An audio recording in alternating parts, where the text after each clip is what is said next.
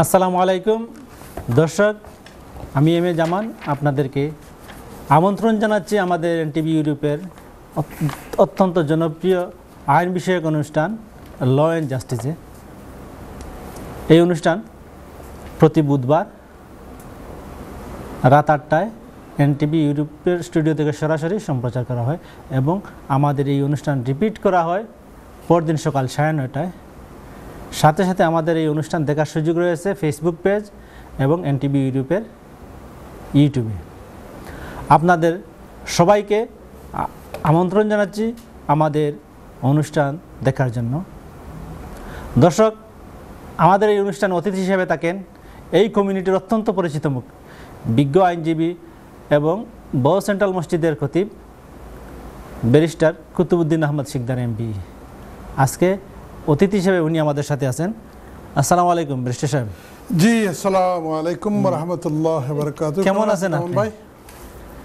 আজকে তো লন্ডনের অনেক অনেক গরম, 30 ডিগ্রির মতো। লন্ডনের গরম এবং আমারও মন খুব একটা ভালো না, বলতেছি একটু। অবশ্যই আপনি বলবেন। আর দর্শক, আমরা আমাদের অতিথির কাছ থেকে প্রতিদিন প্রশ্নের উত্তরে যাওয়ার আগে ওপেনিং রিমার্ক শুনে থাকি, সমসাময়িক বিষয়ে থাকে, ইসলামিক কোনো বিষয় নিয়ে থাকে। তো আজকে এরকমই কোনো একটা বিষয় নিয়ে আমরা শুনবো ব্যারিস্টার কুতুবউদ্দিন আহমদ শিকদার এমপির কাছ থেকে। বিশেষ আমরা ওপেনিং রিমার্কের দিকে যাব। জি, বিসমিল্লাহির রহমানির রহিম। বন্ধুরা, দূর ও পাশের বন্ধুরা, আপনারা যে যেখান থেকে বসে আমাদের এই অনুষ্ঠান দেখার জন্য, শোনার জন্য অপেক্ষা করতেছেন, আল্লাহ রাব্বুল আলামিন আপনাদেরকে যেন সুস্থ সবল রাখে।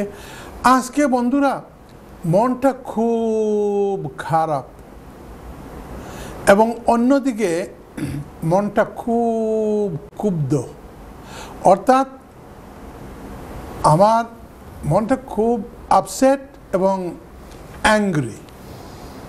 এটাকে বলা হয় মন খারাপ এবং রাগান্বিত হয়ে বসে আছি। প্রথমত বলি কেন মনটা খারাপ। ভাইরা বোনেরা, আমরা 3 ভাই এদেশে এসেছিলাম। 3 ভাই, আমি সর্বকনিষ্ঠ, ছোট, কিন্তু সকলের দিক থেকে সর্বপ্রথম আমি এই দেশে এসেছিলাম। তো আমার মেজো ভাইকে আমি সর্বপ্রথম ব্যক্তি এখানে নিয়ে এসেছিলাম। আলহামদুলিল্লাহ, ওনাকে আমি দেশে বলে এসেছিলাম, ভাইজান, আমি যদি আল্লাহ বাছাই রাখে তো 2 বছরের ভিতরে আপনাকে ইংল্যান্ডে নিব। 2 বছর পড়তে না পড়তেই ওনাকে এনেছিলাম ইংল্যান্ডে। এখানে আনার পরে প্রথমে যা যা করা লাগে, আমরা 2 ভাই কাজ করতাম ফ্যাক্টরিতে, সেলাই। ওই সেলাইয়ের কাজ তো আমি আগে 1 বছরে শিখে ফেলেছিলাম। ওনাকে সেলাইয়ের কাজ শিখাইলাম, হাতে ধরে ড্রাইভিং শিখাইলাম, যা যা লাগে 2 ভাই খুব একসাথে ছিলাম, বুঝছেন। পরে ভাইকে বিয়ে করাবো, বিয়ে করাতে এখানে আলাপ টালাপ, মেয়েদেরকে দেখতে দেখতে এইদিকে পছন্দ হয় না, ওইদিকে পছন্দ হয় না। পরে আমি নিজে গেলাম দেশে। কদম রসুলের জনাব কলামিয়া সাহেব বলেছিলেন ওনার বাড়িতে একটু ওয়াজে যাওয়ার জন্য, ওইখানে গেলাম। আর ওইখানে গিয়ে তাদেরই আত্মীয় কলামিয়া সাহেবের এক ভাগ্নি হয় বালিঙ্গার, আমার ভাইকে দেওয়ার জন্য কথাবার্তা হলো। বন্ধুরা, অনেক সম্ভ্রান্ত এক পরিবার, আমার জামান ভাইয়ের থানার বিয়ানীবাজারের সম্ভ্রান্ত সম্মানিত পরিবারে ভাইকে বিয়ে করালাম। প্রথমে আনতে পারলাম না ওনাকে, ভাবিকে। পরে দ্বিতীয়বারের 1 মাসের ভিতরে ওই সময় আবার গেলাম, আবার গিয়ে নিয়ে আসলাম। ভাইয়ের ঘরে মাশাআল্লাহ 5টা বাচ্চা হলো, 3টা ছেলে এবং 2টা মেয়ে। আমার ভাতিজি, আমরা ভাইদের মধ্যে সর্বপ্রথম সন্তান, একদম কলিজার টুকরা ভাতিজি একটা ছিল। পরে আবার আল্লাহ ভাতিজা একটা দিল, লাল টুকটুকে একটা ভাতিজা। বন্ধুরা, ওই দিকে যাচ্ছি না, কথাটা হলো গত সপ্তাহে এইরকম আপনাদের সাথে কথা বলতেছিলাম বুধবারে। আর এই অনুষ্ঠান শেষে করে বাড়ি ফিরেছি, ওই রাত্রে 12টা 2 মিনিটের সময় আমার ভাইকে আল্লাহ রাব্বুল আলামিন ডাক দিয়েছেন, আর উনি জান্নাতবাসী হয়ে গেছেন। ইন্না লিল্লাহি ওয়া ইন্না ইলাইহি গত রাজিউন। শুক্রবারে পূর্ব লন্ডন অর্থাৎ ইস্ট লন্ডন মসজিদে জুম্মার নামাজের পর ওনার জানাজা হয়। ফরেস্ট গেট কবরস্থানে, যেখানে আমার শাশুড়িকেও দাফন করা হয়েছিল 35 ইয়ার্স এগো, এখানে আমার ভাইয়ের কবর দেওয়া হয়েছে, দাফন করা হয়েছে। আমি আজকে গিয়েছিলাম জিয়ারত করতে, মনে হলো যেন কবরে দাঁড়িয়ে ভাইয়ের সাথে কথা বলতেছি। আপনি আপনার ভাই মারা গেলে এতে কত কষ্ট আর বেদনাদায়ক, এটা যদি আপনার ভাইকে না হারান তাইলে আপনি বুঝতে পারবেন না। আমি শুধু আপনাদেরকে বলবো একটা দোয়া করতে, আল্লাহ রাব্বুল আলামিন আমার ভাইকে পুরাপুরি মাফ করে দিয়ে ওনাকে যেন জান্নাতের একটা উচ্চ স্থানে ওনাকে আদিষ্ট করেন, একটা উচ্চ স্থান ওনাকে দান করেন। আমিন। একটু সবাই বলেন একটু আমিন। ইয়া রাব্বাল আলামিন। আমার ভাইকে হারিয়েছি, ইমিডিয়েট আমার বড় ভাই, আমার বড় এক বোন ছিলেন, তার বড় এই ভাই ছিলেন, চলে গেলেন আজীবনের মতো। আল্লাহ ওনাকে জান্নাত নসিব করেন। আমিন আমিন। এটা হলো আমার মন খারাপের কারণ। আর বন্ধুরা, এবং আমি বলছি খুব রাগান্বিত, আমি রাগান্বিত এই কারণে যে আমি এই দেশে আসার পর থেকে আমি সাদাক কলেজের স্টুডেন্ট ইউনিয়নের চেয়ারম্যান ছিলাম। ওই সুদূর ব্ল্যাকপুলে গিয়ে সাদাক কলেজকে প্রতিনিধিত্ব করেছি। ওই সময় থেকে লেবার পার্টিকে ভোট দিয়ে আসছি সব সময়। ইলেকশন বলেন, লোকাল ইলেকশন বলেন, পার্লামেন্টের ইলেকশন বলেন, কিন্তু ওই আগের যে লেবার পার্টি ছিল বন্ধুরা, ওই লেবার পার্টি এখন আর নাই।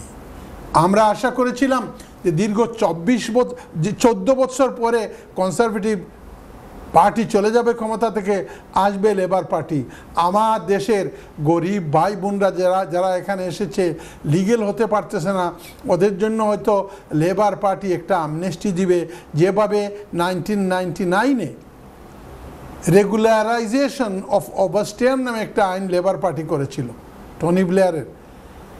এইভাবে ভাবছিলাম যে কিয়ার স্টারমার, সে হচ্ছে একজন ব্যারিস্টার, সে হচ্ছে সিপিএস বা ক্রাউন প্রসিকিউশন সার্ভিসের উনি প্রধান ছিলেন, এর কারণে ওনাকে হি হ্যাজ বিন নাইটেড।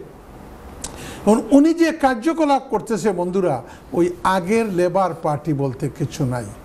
প্রথমত হলো সে মজলুম মানুষের, অত্যাচারিত মানুষের পক্ষে না থেকে সে জালিম ইসরায়েল সরকার যারা নির্দোষ মানুষকে 38,000 বাচ্চা এবং মহিলাদেরকে খুন করেছে, এই খুনিদের পক্ষে সে। এটা তো সহ্য করার কোনো কথাই না। এখন গতকাল কি কাজ করেছে আপনাদের সাথে শেয়ার করব।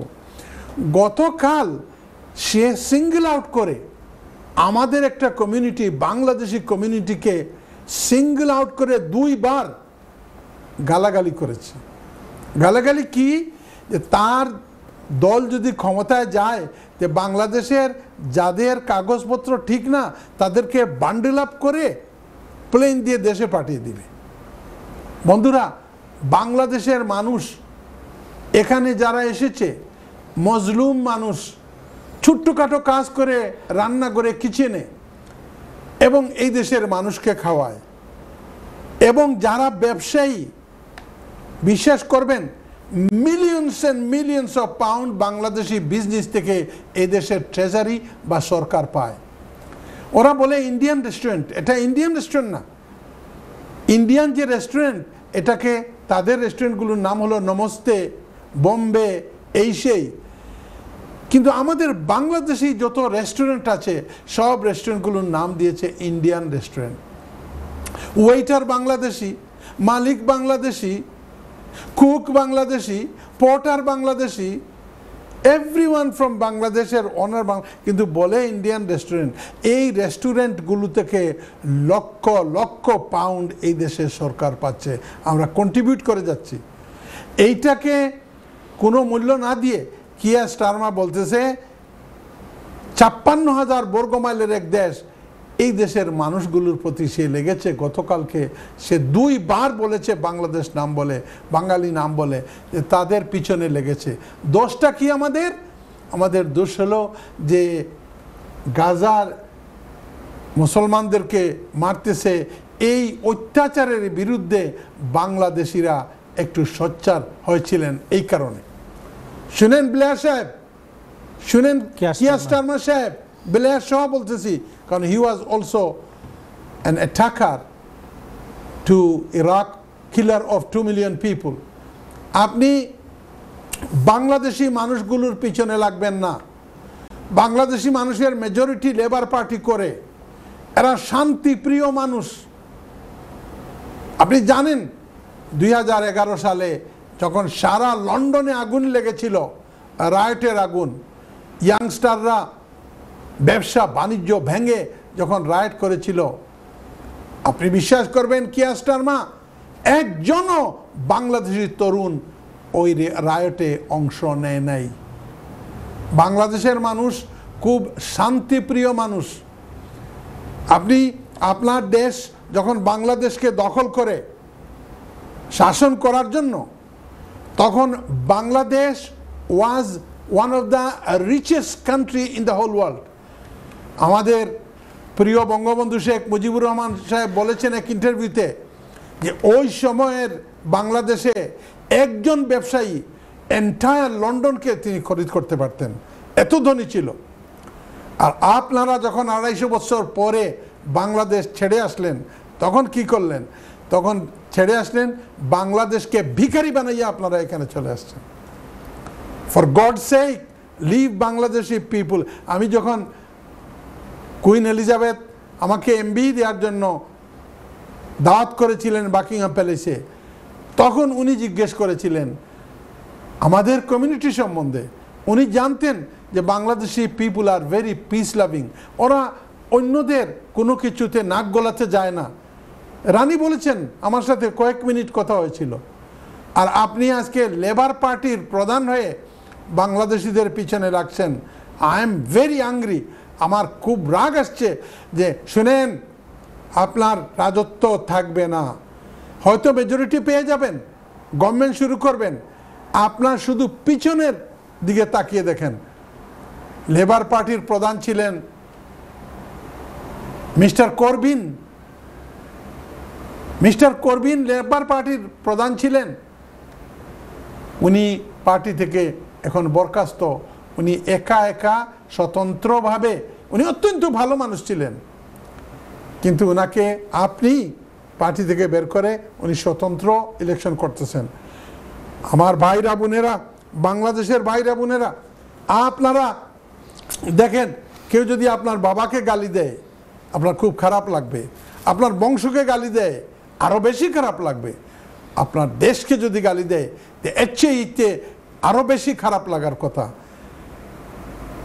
আগামী 4 তারিখে যে ইলেকশন আসতেছে, নির্বাচন আসতেছে, এই নির্বাচনে আল্লাহ আস্তে মনে রাখবেন, আপনার ক্যান্ডিডেট পাস করুক কি না করুক, যে কে বা কোন ক্যান্ডিডেট ফিলিস্তিন এবং গাজার নির্যাতিত মানুষের পক্ষে ছিল, সে কে এই গাজার বাচ্চারা যারা মারা যাচ্ছে, মহিলারা মারা যাচ্ছে, না খেয়ে মারা যাচ্ছে, ওদের পক্ষে কোন ক্যান্ডিডেট কথা বলে।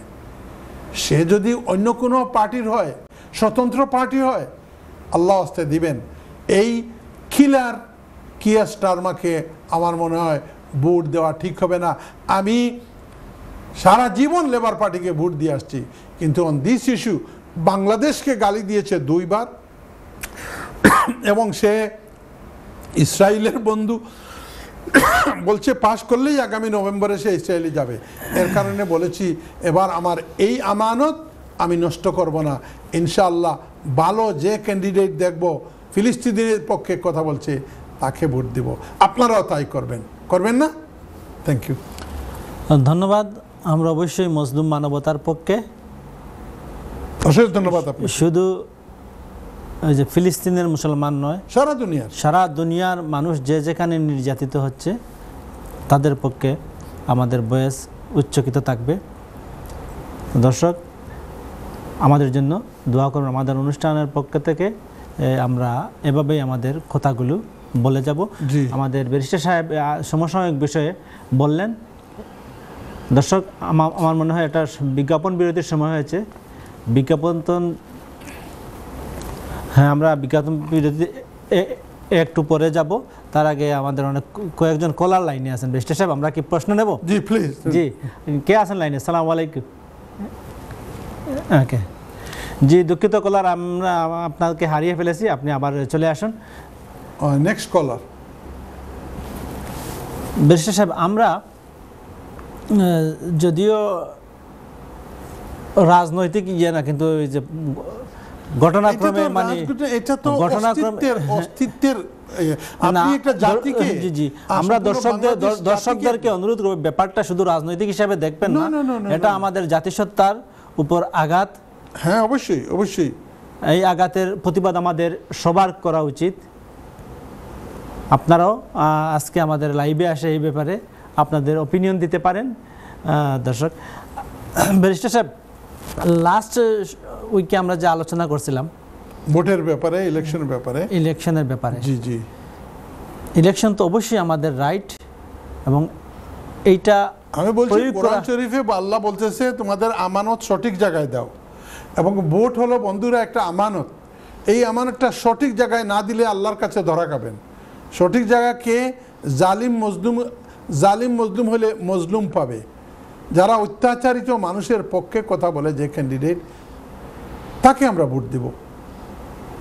যারা গোলাবারুদ সাপ্লাই করে ইসরায়েলকে, আর তাদের গোলাবারুদ দিয়ে নির্যাতিত মজলুম মুসলমানদেরকে হত্যা করে, এদেরকে আমরা ভোট দেব না ইনশাআল্লাহ।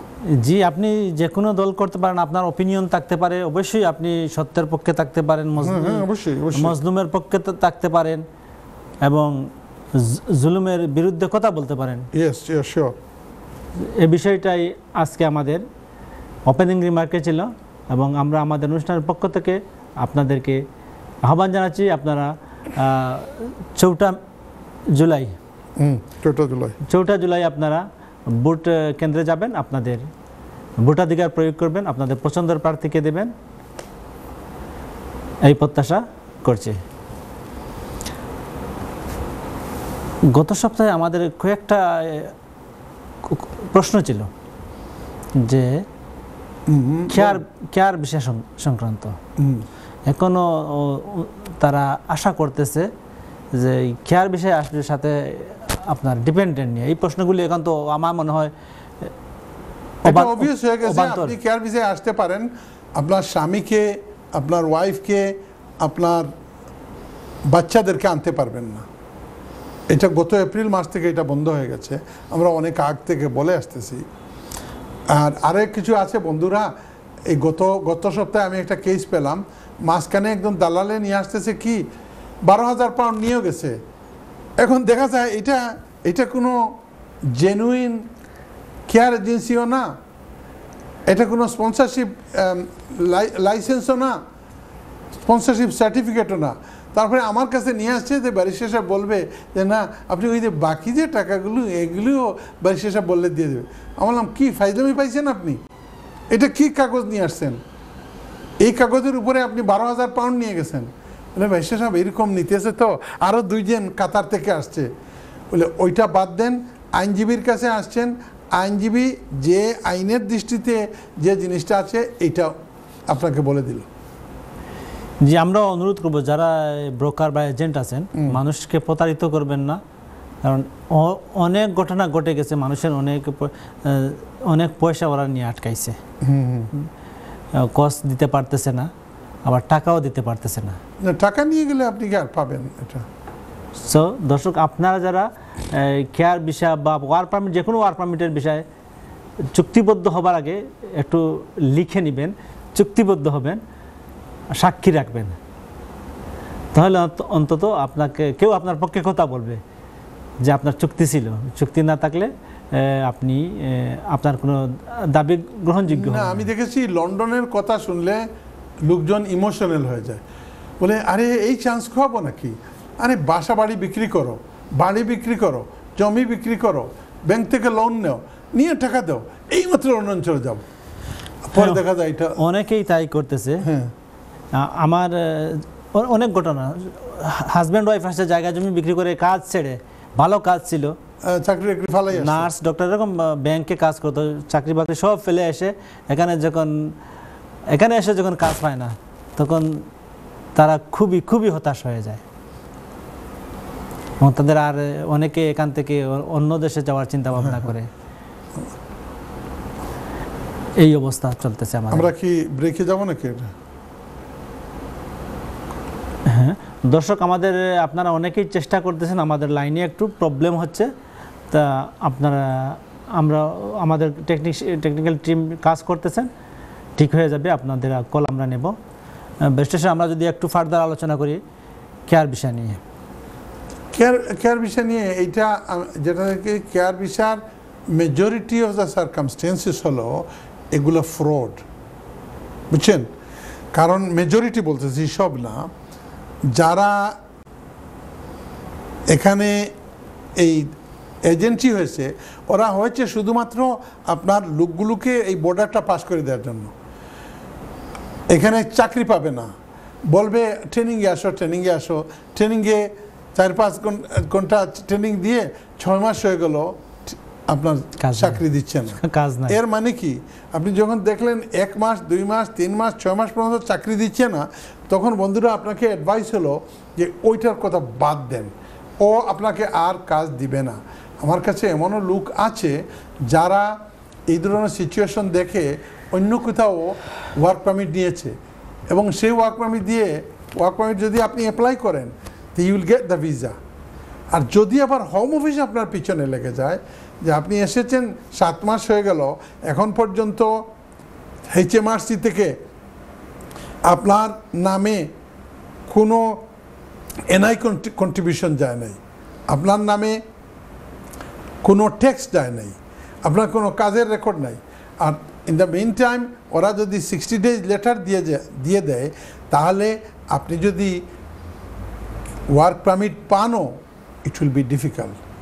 এর কারণে হোম অফিস কোনো অ্যাকশন নেওয়ার আগে আপনাকে এটা করতে হবে। যদি করে ফেলেন, 2-3টা ভাই দেখলাম ওরা মাশাআল্লাহ এখানে এই দেশে জন্ম নেয়া 2জন ছেলে, তারা একটা কোম্পানি করেছে, এই কোম্পানি ওই মেইনটেনেন্স, প্রপার্টি মেইনটেনেন্স এবং ইলেকট্রিক্যাল মেইনটেনেন্স করে। যাকে কাজ দিয়েছে উনি বলতেছে ব্যারিস্টার সাহেব আমি ওনাদেরকে 1টা টাকাও দেইনি, ওরা বলছে যে আমরা এটা হারাম খাবো না, আর এই দেশে জন্ম নেয়া বাংলাদেশি বংশোদ্ভূত। জি, এরকম মন মানসিকতা অবশ্যই যারা ভালো ব্যবসায়ী, হ্যাঁ টাকা নেই নাই, এবং অনেক ব্যবসায়ী আছে এখানে এখনো আছে যারা তার শুধু প্রয়োজনীয় ফিসটুকু নিয়ে কাজ করতেছে। সে এটাই হওয়া উচিত, এটাই হওয়া দরকার। আপনাদের প্রিয় অনুষ্ঠান ল অ্যান্ড জাস্টিসে বিরতির আগে আমরা চেষ্টা করেছি আপনাদের কল নেবার, আমাদের যান্ত্রিক গোলযোগের কারণে আপনাদের অনেকগুলো কল ড্রপ হয়ে গেছে। আশা করি আমরা শিগগিরই আপনাদের কল নিতে পারবো। ব্যারিস্টার সাহেব, কি বল, বাংলাদেশ থেকে যারা ভিজিটে আসতে চান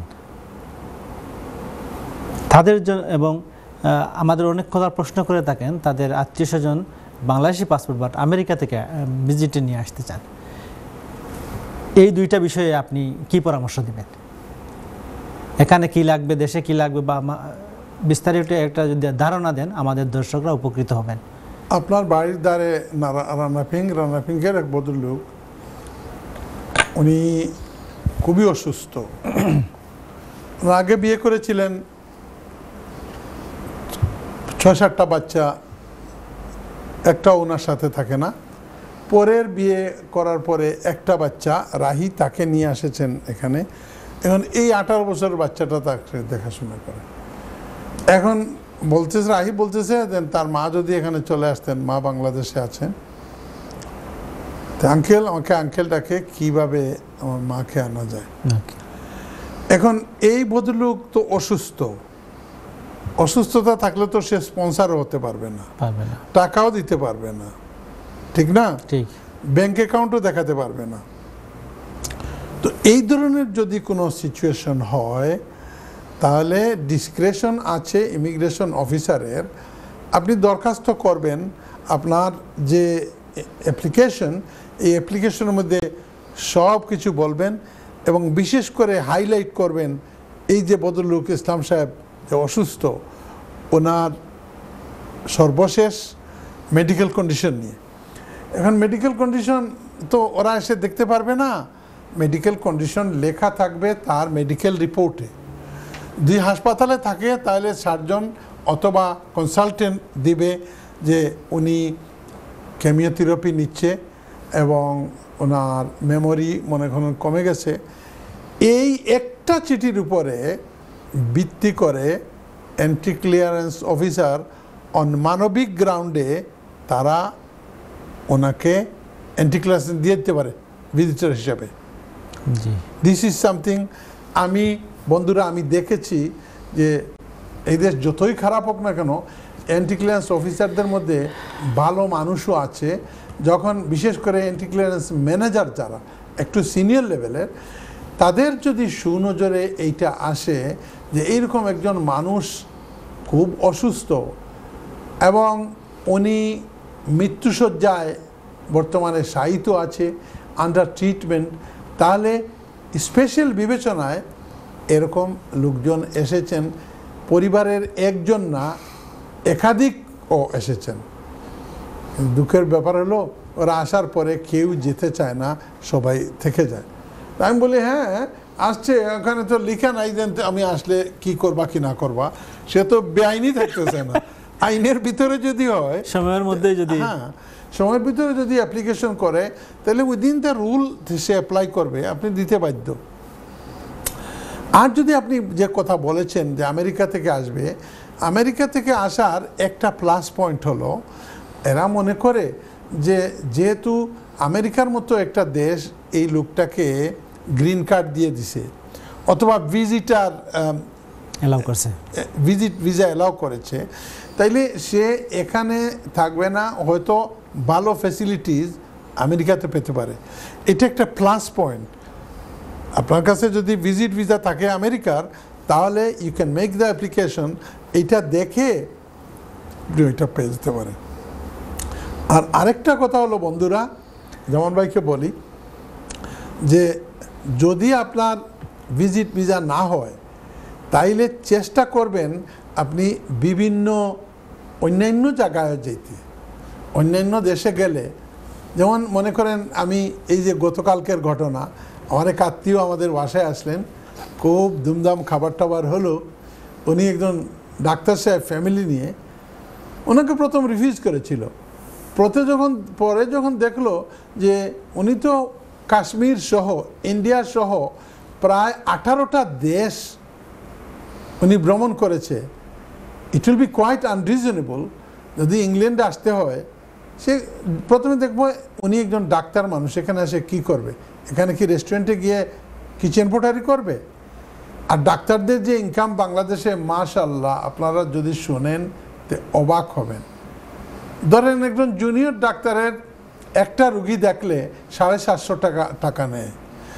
এখন একজন এক মাসের সামারিটা বলেন একটু, হ্যাঁ এক মাসে কত হয়? এই আসতেছি। এখন যদি ডেইলি 50টা রুগী দেখে উনি, তো 750 ইন্টু 50, তার তো 23-24 লাখ টাকা হয়ে যায় আপনার মাসে। এখন মাসে এর উপরে যদি ওয়াইফও যদি চাকরি করে মাশাআল্লাহ, তাইলে তো দিয়েছে। তাই আমার মতে বাংলাদেশের কিছু ব্যবসায়ী ছাড়া ডাক্তারদেরকে বিট করা ইনকামে কারো কোনো, এই দেশের ডাক্তাররা ভেরি পুয়ার। কারণ এই দেশের মেডিসিন পড়ে আপনি শুধুমাত্র এনএইচএসে যাবেন, এনএইচএসে গেলে জুনিয়র হিসাবে 7 বছর চলে যায়, আপনি ডাক্তার হতে 8 বছর চলে যায়। তারপরে আপনি যখন ডাক্তার হইলেন, এনএইচএস যা বেতন দিবে এর মধ্যে 40% ওরা 100,000-এর মধ্যে 40,000 তারা আবার ট্যাক্স নিয়ে যায়। তাহলে থাকলো কি? এর কারণে এই দেশে যারা ডাক্তার হয় তারা প্রায় নিউজিল্যান্ড, দুবাই, কানাডা এই সমস্ত দেশে মাইগ্রেট করে শুধু ট্যাক্সের কারণে।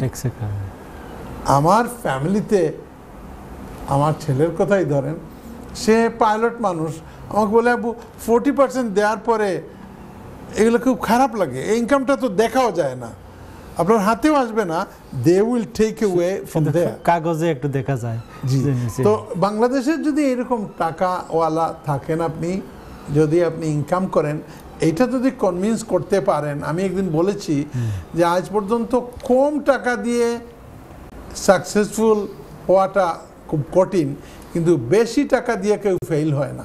টাকা দেখাবেন, ইনকাম দেখাবেন, এটাই হচ্ছে ক্যাপিটালিস্ট সোসাইটির একটা গুণ। বন্ধুরা, মাপ চাইতেছি আপনাদের কাছে, আমাদের টেকনিক্যাল ডিপার্টমেন্টে দেখেন কল কেটে যাচ্ছে, কল আসতেছে না।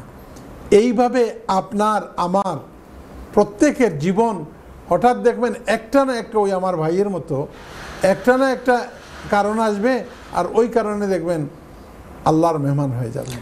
এই যে প্রশ্নটার উত্তর দিলাম আমি, সেখানে বলতেছে যারা এখানে সামান্য কাজ করে বেনিফিটে আছে, তারা কি তাদের আত্মীয় স্বজনকে দেখবে না? হ্যাঁ দেখবে, বাংলাদেশে গিয়ে দেখবে। এখানে আনার কোনো পরামর্শ নাই? না, রুলটা হলো কি, রুলটা হলো যদি আপনি আপনার আত্মীয়কে আনতে হয় না, আমাদের কমিউনিটির বেশিরভাগই তো একটা ইয়েতে আছেন, বেনিফিটের মধ্যে। এটা বেনিফিট দেখাই আপনি আনতে পারবেন না। বেনিফিট মানে কি? বেনিফিট মানে হচ্ছে আপনি নিজের খরচ নিজেই দিতে পারতেছেন না, আরেকজনকে আনবেন, এটা কেমন কথা? যদিও আমাদের বেনিফিটওয়ালারা অনেক অবস্থার দিকে অনেক ভালো, কিন্তু দেখাইতে পারতেছে না, মাঠটাসের নিচে টাকা রাখে। কিন্তু এই কাউকে আনতে হলে বন্ধুরা, এটা একটু বুদ্ধি করে, কোনো একজন ফ্যামিলির মধ্যে একজন না একজন তো কাজ করে, ভালো কাজ করে, তাকে দিয়ে স্পন্সর করে আপনি আনিয়ে নিয়ে আসতে পারেন। ধন্যবাদ সুন্দর পরামর্শ দেওয়ার জন্য। এবার আসি আমরা ওয়ার্ক পারমিট। যারা স্টুডেন্ট বিষয়ে আসছে, আবার ডিপেন্ডেন্টও নিয়ে আসছে, বাচ্চা, হাজব্যান্ড বা ওয়াইফ, তারা মনে করেন স্টুডেন্ট শেষ হয়ে গেছে, পিএসডাব্লিউতে আছে, ওরা ওয়ার্ক পারমিটে সুইচ করবে। এখন যদি কেউ কেয়ারে সুইচ করে, সে কি তার ডিপেন্ডেন্ট সহ করতে পারবে? এখানে ইন কান্ট্রি গুরুত্বপূর্ণ প্রশ্ন আপনি করেছেন।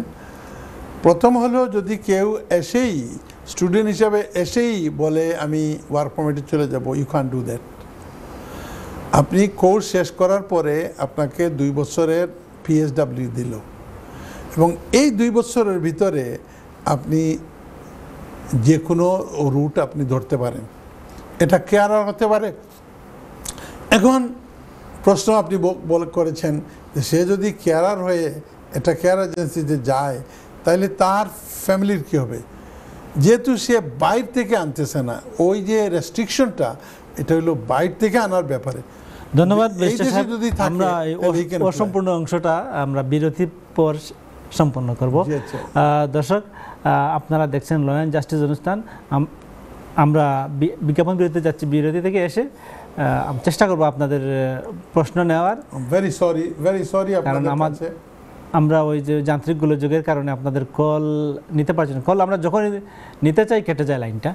তো আমাদের টেকনিক্যাল টিম প্রচেষ্টা করছেন, ইনশাল্লাহ ঠিক হয়ে যাবে।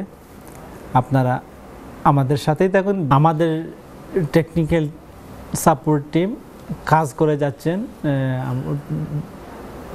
ফোন সংযোগ দেওয়ার জন্য। ইনশাল্লাহ শীঘ্রই হয়ে যাবে, আপনারা শুনতে থাকুন। আমরা আপনাদের এই প্রশ্ন নিয়ে আমরা ব্যারিস্টার সাহেবের সাথে আলোচনা করতেছি।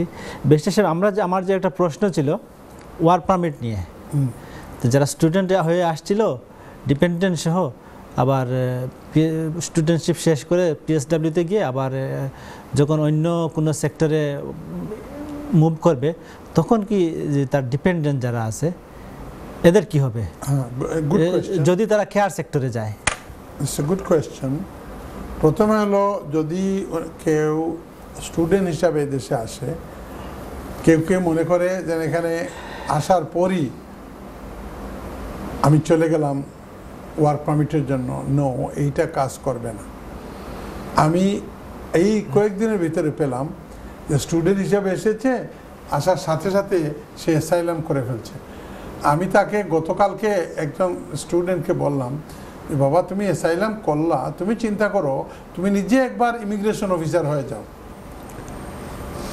তুমি ইমিগ্রেশন অফিসার, আর তোমার সামনে একটা ছেলে আসলো ইন্টারমিডিয়েট পাস করে, IELTS পাস করে, বলল আমি লেখাপড়া করব ইংল্যান্ডে গিয়ে, পয়সাও দিলা 13,000 পাউন্ড, আর শুধুমাত্র এই এয়ারপোর্টটা পাড়ি দিলা, আর দেওয়ার সাথে সাথে বললা যে আমি অ্যাসাইলাম। তুমি কি এই অ্যাসাইলাম গ্রান্ট করবে? না না বেশা সাহেব এটা না।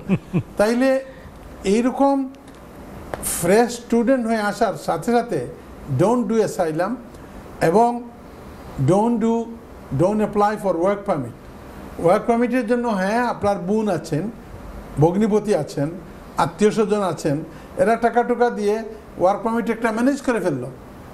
আমি আগে বলেছি সাধারণত ওয়ার্ক পারমিট যারা দেহেরা টাকা চায়, যদিও এটা বৈধ না, কিন্তু এইটা দিয়ে আপনি হোম অফিসে অ্যাপ্লাই যদি করেন তাইলে on the basis of the work permit আপনাকে ভিসা দিবে না। তাহলে আসি জামান ভাইয়ের কথায়, যে সে একটা ছেলে পড়াশোনা করে, সে ডিগ্রি শেষ করে ফেলছে, তারপরে 2 বছরের জন্য সে PSW পেল। PSW যখন শুরু করলো তখন দেখা গেল PSW শেষ হয়ে যাচ্ছে, তখন কেয়ার ওয়ার্কার ওর হয়ে যাবে, এটা স্কিল ওয়ার্কার হিসাবে। তো প্রশ্ন হইল যেহেতু কেয়ার ওয়ার্কার হিসাবে বউ বাচ্চাকে রাখতে পারে না, এখন তো সে স্টুডেন্ট হিসাবে নিয়ে আসছে, তারপরে আরও 2 বছর এই দেন PSW হয়ে গেছে। এটার উত্তরটা হইল যখন সে ওয়ার্ক পারমিটে যাবে তখন হি উইল গেট ভিসা, যদি সে নিজে পায় তার বউর বাচ্চাকে আন্ডার হিউম্যান রাইট লেজিসলেশন তাকে দিতে বাধ্য। একই সাথে পেয়ে যাবে না পরে অ্যাপ্লিকেশন? না, একই সাথে অ্যাপ্লাই করবে, একই সাথে অ্যাপ্লাই করবে, এবং ওই একই রেফারেন্স নাম্বার, যেটা 16 ডিজিটের একটা রেফারেন্স আছে হোম অফিস থেকে, এটা তার থাকবে অরিজিনাল, সবশেষে থাকবে 0, তার ওয়াইফের থাকবে একই রেফারেন্স নাম্বার এবং সবশেষে স্ল্যাশ দিয়ে থাকবে 1, এবং বাচ্চার যদি থাকে তাহলে একই রেফারেন্স নাম্বার /2, 3 এইভাবে যায়। সুন্দর সিস্টেম। জি জি জি জি জি ধন্যবাদ রেজিস্ট্রার সাহেব সুন্দর আলোচনার জন্য। দর্শক আশা করি আপনারা এখান থেকে একটা পরিষ্কার ধারণা পেয়ে গেছেন স্টুডেন্ট থেকে ওয়ার্ক পারমিটের সুইচের ব্যাপারে, স্পেশালি কেয়ার সেক্টরে যাওয়ার ব্যাপারে। এবার আসি রেজিস্ট্রার সাহেব, আরেকটা বিষয়ে আমাদের সময় কমিউনিটিতে হচ্ছে, যেমন আমাদের বয়োজ্যেষ্ঠরা প্রয়োজনে হোক যে কোনো কারণে হোক ওনারা দেশে গিয়ে আরেকটা বিয়ে শাদী করছেন, এবং তুলনামূলক কম বয়সের নারীরা চলে আসতেছেন, এবং কোনো কোনো ক্ষেত্রে দেখা যাচ্ছে ওনারা আসছে স্ত্রী নিয়ে আসতেছেন এবং বাচ্চা কাচ্চা নাই, হঠাৎ উনি মৃত্যুবরণ করলেন, তখন এই বোনের সুরক্ষা, আইনি সুরক্ষার জন্য কোনো পরামর্শ আছে কি? হ্যাঁ আছে, অবশ্যই আছে। আমি আপনাকে বলি যে ইসলাম ধর্মে দেখেন এক মহিলা 2টা স্বামী নিতে পারে না, কিন্তু আল্লাহ তার ইলিম মতো এক পুরুষ একজনের চাইতে বেশি 2জন 3জন মহিলা বিয়ে করতে পারে। এটা আল্লাহ করেছেন এবং এর পিছনে যুক্তিও আছে বন্ধুরা। আপনি যখন বিয়ের কিছুদিন হয়ে যায় তারপরে আস্তে আস্তে আস্তে আস্তে ওই স্বামীকে আর ভাল লাগে না, ওই আগের রোমান্স থাকে নাই, এই বুড়া বেটার যন্ত্রণার কারণে। আর দিস ওল্ড ম্যান, মা হলে, মহিলা হলে অনেকে খেদমত করতে পারে, বৌমারা খেদমত করতে পারে, মেয়েরা খেদমত করতে পারে, কিন্তু একজন পুরুষ মুরব্বী মানুষ যদি বেটা মানুষ হয় তাইলে ওনাকে এই মহিলারা কিভাবে খেদমত করবে? ক্যান ইউ গেট মাই যুক্তি? এখন ওই যে আগের লাভিডাভি যে রিলেশনশিপ ছিল ওয়াইফের সাথে, এইটা আর নাই। বাচ্চারা এখন হয়ে গেছে 1 নম্বর, আর ওই বুড়া বেটা হয়ে গেছে 2 নম্বর কি 3 নম্বর। এখন বাচ্চাদের ইম্পর্টেন্ট বেশি বেশি, যদিও ভদ্রলোক অনেক আগে ওনাকে এই দেশে এনেছেন, সব কিছু করেছেন। আর একটা নেগেটিভ থাকেই ওয়াইফদের জন্য, আপনারা মাইন্ড করেন না।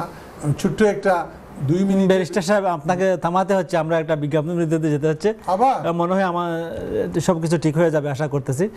ধন্যবাদ দর্শক আপনারা আমাদের সাথে থাকার জন্য।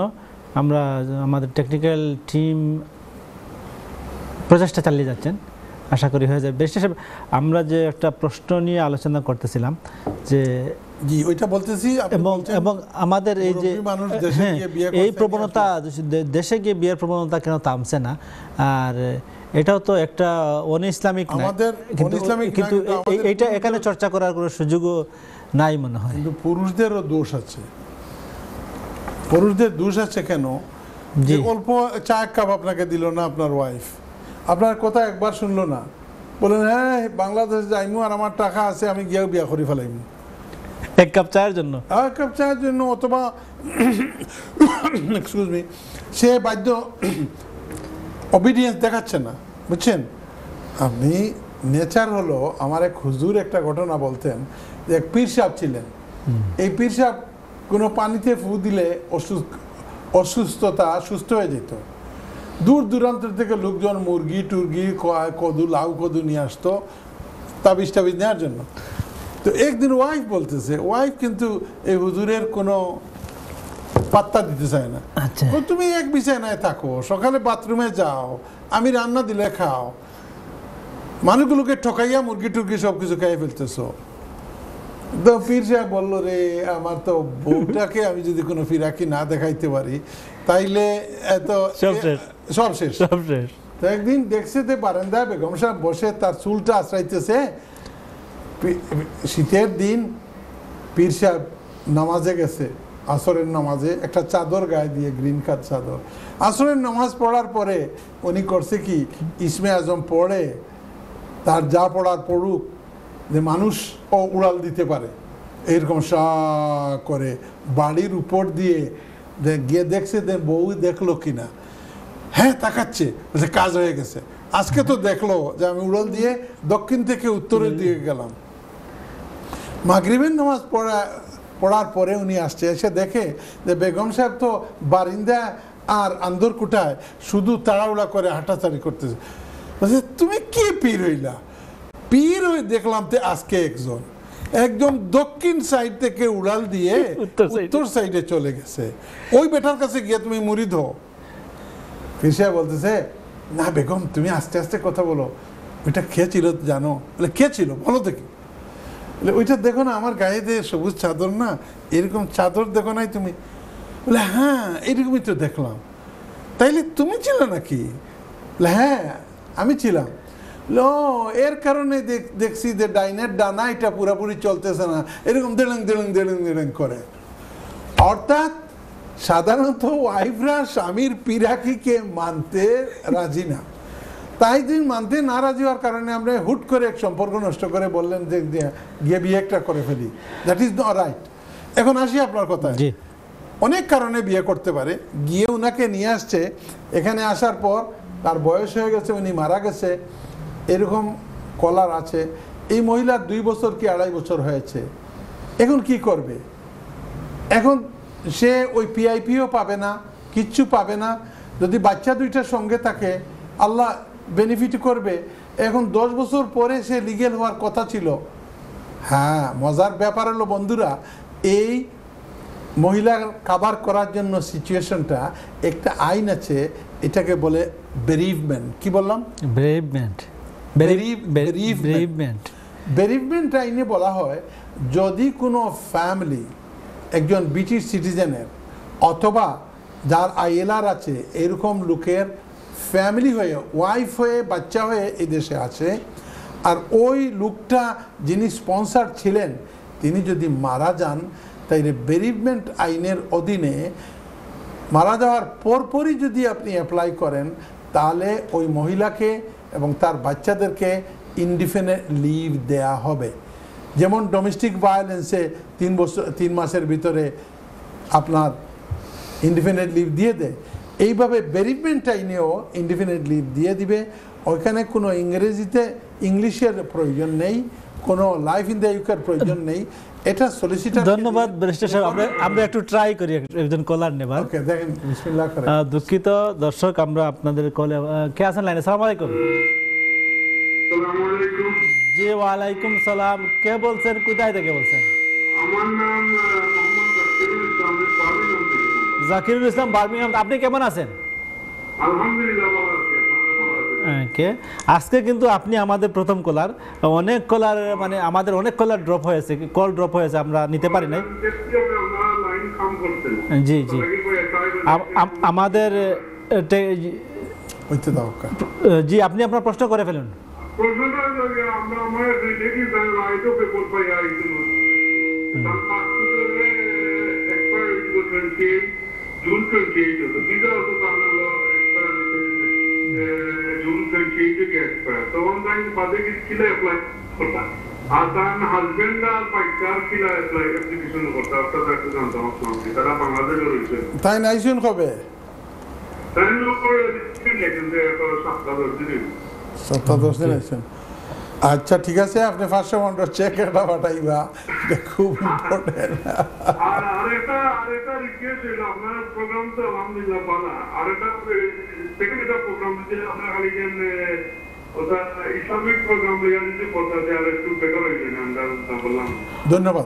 ধন্যবাদ। আমরা কর্তৃপক্ষকে বলবো ব্যারিস্টার সাহেবকে নিয়ে কোনো ইসলামিক প্রোগ্রাম করা যায় কিনা। ধন্যবাদ আপনার কলের জন্য। ব্যারিস্টার সাহেব, আমরা কি উত্তরে চলে যাব? একটা দিয়ে দেখি। হ্যাঁ, রফিকুল ইসলাম সাহেব, আপনি একজন লাকি জি, মানুষ। আমরা আরেকজন লাইনে আছেন, দেখে নিতে পারি কিনা আগে নিয়ে। জি, নেক্সট কলার। আসসালামু আলাইকুম। জি, ওয়ালাইকুম সালাম। কে বলছেন, কোথায় থেকে বলছেন? আমি বিএসসি থেকে বলছি। আমি আকবর হোসেন, আপনার প্রশ্ন করুন ওই প্লিজ। থেকে গ্রিন থেকে। জি, আমার প্রশ্নটা হচ্ছে আমি আমাদের দেশের সাথে একটু কথা বলবো। জি, উনি শুনতেছেন, আপনি বলুন। জি, আমার প্রশ্নটা হচ্ছে যে আমি ভিজিট ভিসায় বাংলাদেশ থেকে এখানে আসছি। কবে আসছেন? জি, আমি আসছি 7 তারিখে। এই মাসে? জি, আমি এই মাসে 7 তারিখে আসছি। এখন আমি চাচ্ছি, ওইখানে আমার বিজনেস আছে, ওইখানে আমার জব আছে, সব কিছু আছে। তো আমি চাচ্ছি একটু ওইখান থেকে ভিজিট করার জন্য ফ্রান্সে। এখন আমি তাদের কাছে এটাই জানতে চাচ্ছি যে ফ্রান্সের দিক থেকে এখান থেকে ভিজিট করলে আমার হয়তো পয়সা কিছু সেভ হবে, এখানে পাশে আছে। আমি পসিবলি মানে ভিজিট করলে এটা আমাদের ভিজিট ভিসা পাওয়া। জি, আপনি এখান থেকে ভিজিটের সুযোগ নিতে পারেন কিনা ফ্রান্সে বা ইউরোপিয়ান কান্ট্রিতে, এটাই তো? জি জি, ধন্যবাদ আকবর। আর কোনো প্রশ্ন? জি, আজকে আর কোনো প্রশ্ন না করাই ভালো, আমরা অনেকক্ষণ পর। এখান থেকে আমি ফ্রান্সে যাবো, ফ্রান্স থেকে আমি আমার ওকে, ধন্যবাদ আকবর হোসেন, আপনি আমাদের প্রশ্ন করার জন্য। আমরা যাচ্ছি পরবর্তী কলারের কাছে। কে আছেন? সালাম আলাইকুম। জি, সালাম আলাইকুম। জি, আপনি অনেকক্ষণ পরে লাইন পেয়েছেন, আপনি টিভি ভলিউম বন্ধ করুন প্লিজ। হ্যালো, আসসালামু আলাইকুম। জি, ওয়ালাইকুম সালাম। কে বলছেন, কোথা থেকে বলছেন? জি, আমি লিভারপুল থেকে বলছি। লিভারপুল থেকে, নামটা বলুন। যে আমার নাম সাইদা সলফা বেগম। সাইদা সলফা বেগম। সাইদা বেগম, আপনার প্রশ্ন করুন প্লিজ। যে আমার প্রশ্ন, আমার হাজবেন্ডের আমরা 10 ইয়ার জন্য উঠে আমরা ভিসা পাইছেন। হুম যে আমার পয়লা একবার আইছেন, পরে থেকে আরেকবার, হুম চার আরেকবার। এখন কিটা নেক্সট করলে কিটা লাইসেন্সে ইউকে আর বিওয়ার দিয়ে আসা লাগবে না, আরেকবার আইনা তারপরে। কয় বছর হয়েছে তানি দেশ? এই দেশে তো আপনার বহুত বছর গেছে, 2002 থেকে। বাট 10 ইয়ার্স রুটে উনার 7.5 বছর হয়েছে। রুটে ওনার 7.5 বছর অলরেডি ফিনিশ। তো 7.5 বছর ইনডিফিনিটলি বলে কবে অ্যাপ্লাই করতা? যে ইন্ডিপেন্ডেন্ট লিভ লাগে আপনার সাইবার আনিয়ানি আপনার ওরা লাইক ইন দ্য ইউকে আর বিওয়ার দেওয়া, আর নাও 3 সময় সাইবার সময় দিয়া তারা না সাইবার আনিয়া ওটা বুঝতাম চাইলাম। আচ্ছা সাইদাফা, আপনার দেশের বাড়ি কোন জায়গা? সিলেট? সিলেট আপনার যেমন সুলতানা সৈয়দপুর। ওয়াও, বা সৈয়দপুর যে বালা এক মাদ্রাসা আছে, এখানে গেলে যে মজার মজার খাওয়াইন তারা। সুবহানাল্লাহ, সৈয়দপুর গেছেন নি দেশ? যে আমি গেছো আপনার 2 বছর হইলা। সৈয়দপুর মাদ্রাসাত সাহায্য করেন জানো, বহুত বড় বড় আলিমহল বানান তারা। ওকে, শুনতে থাকো। ধন্যবাদ সাইদা, আমরা আপনার প্রশ্নের জন্য। বেস্টার সাহেব, আমরা আপাতত আর প্রশ্ন নিচ্ছি না, প্রশ্নগুলোর উত্তর দিয়ে চেষ্টা করব আরো যারা আছে। জি জি, মোহাম্মদ রফিকুল ইসলাম সাহেব বার্মিংহাম থেকে ফোন কররা, খুব খেয়াল করি শুনবা আপনি। আমি কইছি 500 পাউন্ডর চেক পাঠাইছে, অনলি এ জোক। আপনার রিলেটিভ যে মহিলা এই দেশও আইসেন, তান পরিবার জামাই আছেন, বাচ্চা আছেন দেশ, কিন্তু বহুত কেস কাইস করতে করতে তান বাফর ফুড়ি হিসাবে অ্যাপ্লাই করছলা। এই কয়েক বছর গড়িমিশি করতে করতে এখন তান রে রাইট অফ অ্যাবাউট তান স্টিকারও তান পাসপোর্টও লাগাইয়া দিছে। এখন এই রাইট অফ অ্যাবাউট যে একটা দিছে জুন 28 পর্যন্ত। আপনি দেখবা রফিকুল ইসলাম সাহেব, আপনার আত্মীয়র এন যে মহিলার যে পাসপোর্ট, এই পাসপোর্টের মেয়াদ আছে জুন 28 পর্যন্ত। কারণ সাধারণত রাইট অফ অ্যাবাউট অতদিন ভ্যালিড থাকে যতদিন এই পাসপোর্টের ভ্যালিডিটি থাকে। তো আপনি তান দেখুন জানো, তান ভ্যালিডিটি আছে জুন 2028 পর্যন্ত। এখন আপনারে যে কথা কইতাম, এটা ভেরি ভেরি ভেরি ইম্পর্টেন্ট।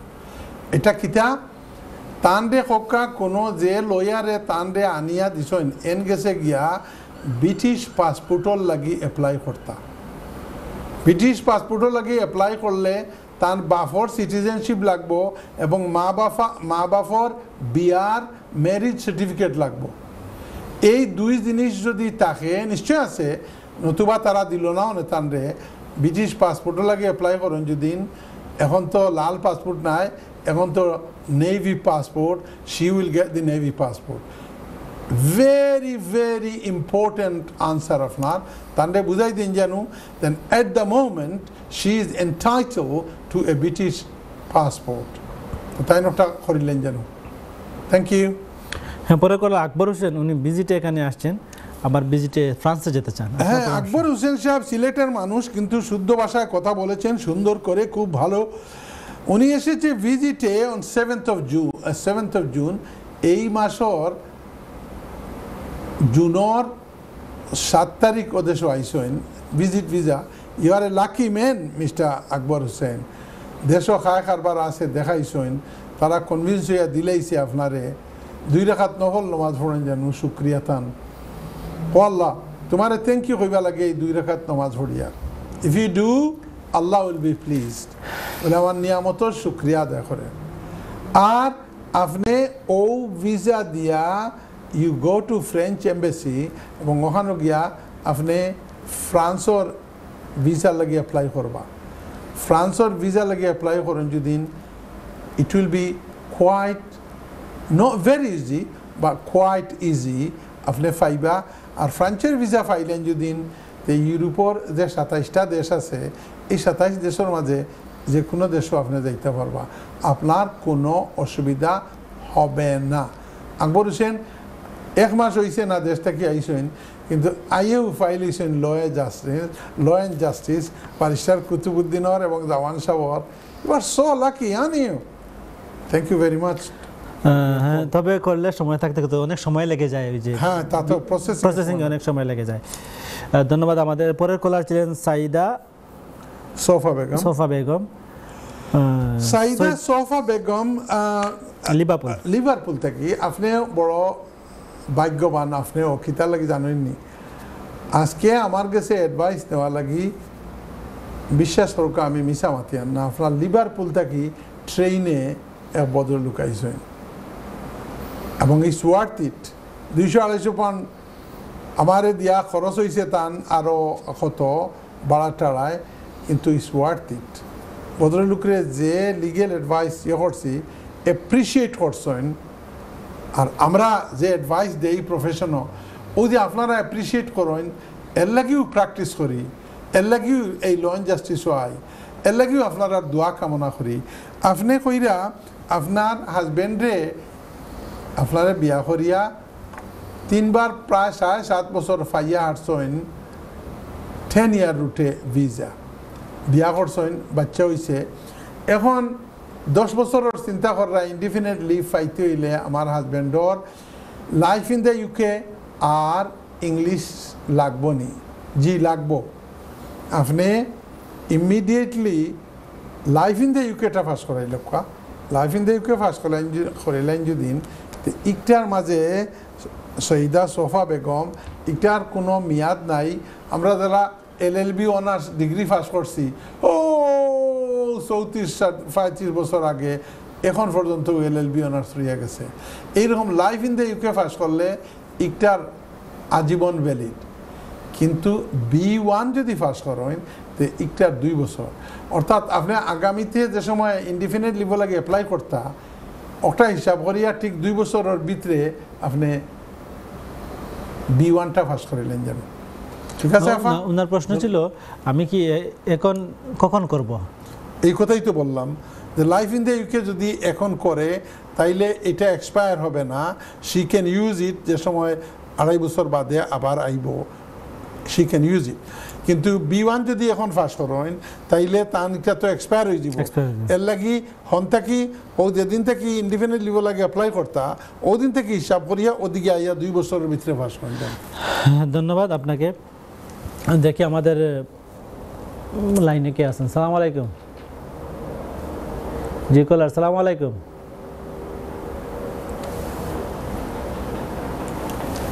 জি আমরা হয়তো বিশেষ আমরা আমাদের কিন্তু আগের প্রশ্নটা আমরা শেষ করতে পারি নাই। কোনটা ছিল? ওই যে ঠিক আছে আমরা কলার নেই, তারপরে সময় পাইলে আমরা আমাদের। জি সালাম আলাইকুম। ওয়ালাইকুম সালাম। কলার কে বলছেন, কোথায় থেকে বলছেন? আমি থেকে আসছিলাম আপনার বার্মিংহাম থেকে। আমার কোয়েশ্চন আধা খান আনসার হচ্ছে ওইখান যে আইসা আমার হাজবেন্ড অফ কিন্তু লাগি কিলা অ্যাপ্লাই করতে কতদিন বাদে অ্যাপ্লাই করা লাগবে প্রসিজার সেটা? না উনি তো বলছেন আমার মনে হয় আপনি পয়লা ব্রিটিশ পাসপোর্ট বানাইলে যেদিন ইচ্ছা ওদিন অ্যাপ্লাই করতে পারবা। কিন্তু তাই জেলা শুনে ফাইন্যান্সিয়াল রিকোয়ারমেন্ট অবশ্যই আছে। তাই নাইছেন তাই বাফর সিটিজেনশিপর অধীনে। আর টান জামাইরে আনবা, টান বাচ্চানরে আনবা, এখানে হুবহু খড়ায় গন্ডায় পয়সা হিসাব করিয়া দেখাইতে হইব, ব্যাংক দেখাইতে হইব, গড় দেখাইতে হইব। লয়ার যেইন আনিয়া দিছেন তার লগে মাতুন জানু রফিকুল ইসলাম সাহেব, এভরিথিং উইল বি ওকে। বারাকাল্লাহ। জি ধন্যবাদ কলার আবারও আসার জন্য।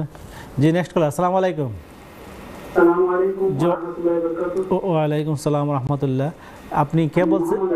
মোহাম্মদ আলী, নটিংহাম থেকে। মোহাম্মদ আলী, আপনার প্রশ্ন করুন প্লিজ। আমার প্রশ্ন হলো আমি নিজস্ব স্পাউস দিতে চাইছি। আমার ওয়াইফ এখন ব্রিটিশ সিটিজেন। তো আমাদের পয়লা 30 মাসের ভিতরে আমি ভিসা এক্সটেনশন করেছি।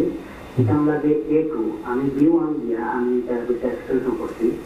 আমার প্রশ্ন জান 5 বছর পরে যে আমি লাইফিং দ্য ইউকে B1 লাগে, তখন থেকে আমি B1 আবার পাস করা লাগবো না? আমার যে B1 পাস করছিলাম এটা দিয়ে পৌঁছব, কারণ B1 তো 2 বছর মেয়াদ থাকে।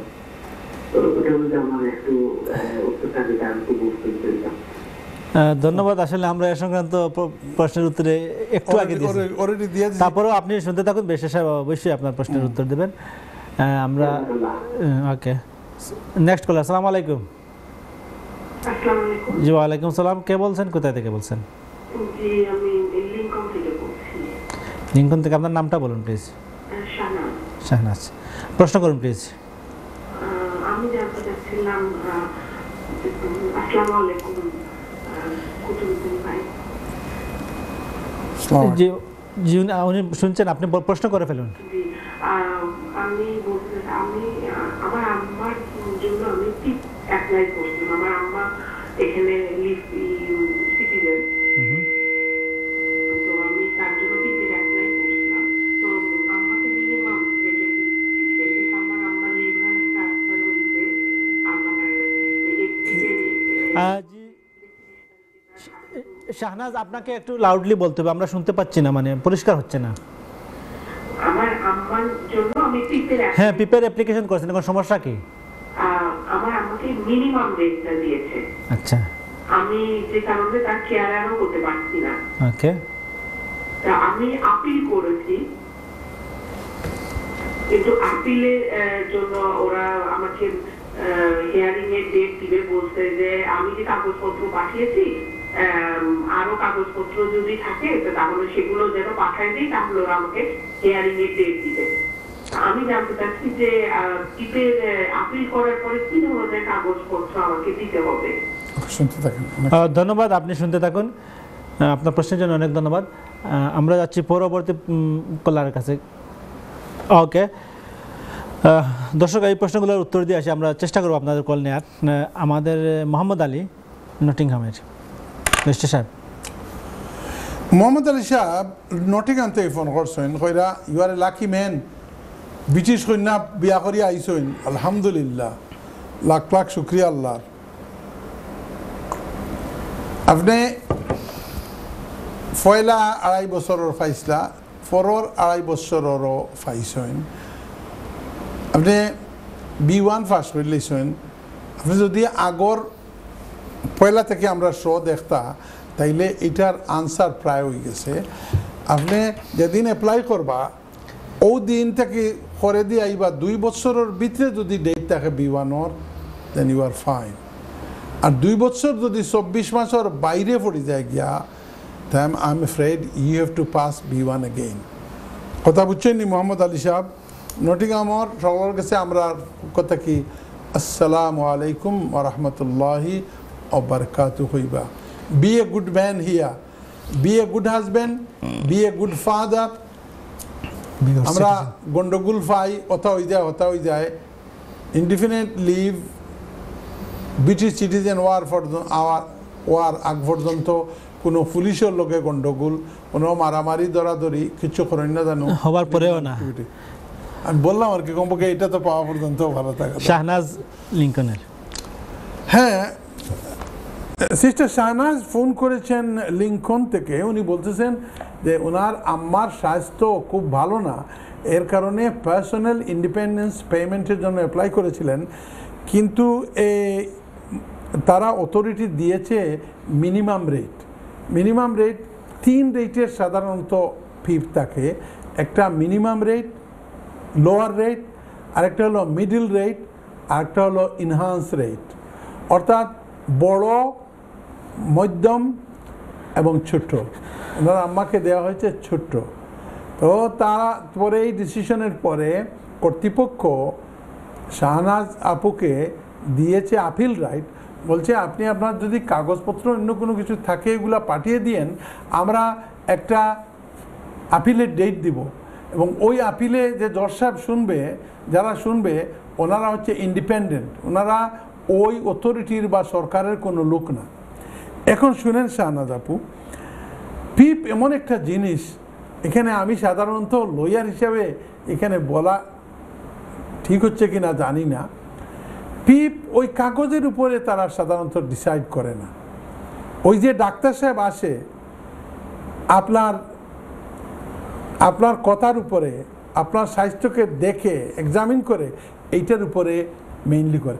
আপনি বললেন যে আমার আম্মা তো লাঠি ছাড়া তো কোথাও যেতে পারে না, আমি একটা কেস ডিল করেছি, এরকম বলছে যে মোবিলিটির জন্য হায়ার রেট চাই।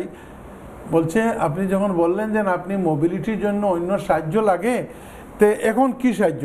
বলে লাঠি দিয়ে আসছি, তো আমার ছেলে নিয়ে আসছে। লাঠি কোথায়? লাঠি ওই রিসেপশনে রাখছি। তখন ফালমারি 20 সেকেন্ড প্লিজ। জি, তখন উনি লাফ দিয়ে উঠছে লাঠিটা ওইখান থেকে নিয়ে আসার জন্য। এইখানে উনি বললো আপনি যদি সত্যিকার অর্থে আপনার মোবিলিটির ইস্যু থাকতো তাহলে লাঠিটা ওইখান থেকে গিয়ে আনতে পারতেন না। এই কারণে উঠার সময় বলতে ও কোমরে ব্যথা করে, ও এইরকম যদি দেখে, then she is dependent on your support, তখন আপনি রেটটা হাই হইতো। আপনি কোনো ভালো লয়ারকে নিয়েন হিয়ারিংয়ে। Thank you. ধন্যবাদ ব্যারিস্টার সাহেব। দর্শক, আপনারা অনেকক্ষণ অপেক্ষা করে আমাদের সাথে প্রশ্ন করেছেন আমাদের অনুষ্ঠানে, সেজন্য আপনাদেরকে মুবারকবাদ এবং আমাদের টেকনিশিয়ান টিমকে অসংখ্য ধন্যবাদ। তারা অনেক পরিশ্রম করে আমাদের টেলিফোন লাইন ঠিক করেছেন। আপনারা যে যেখান থেকে আজকে আমাদের এই অনুষ্ঠান দেখলেন, সবাইকে শুভরাত্রি জানাচ্ছি। সবাই ভালো থাকুন, সুস্থ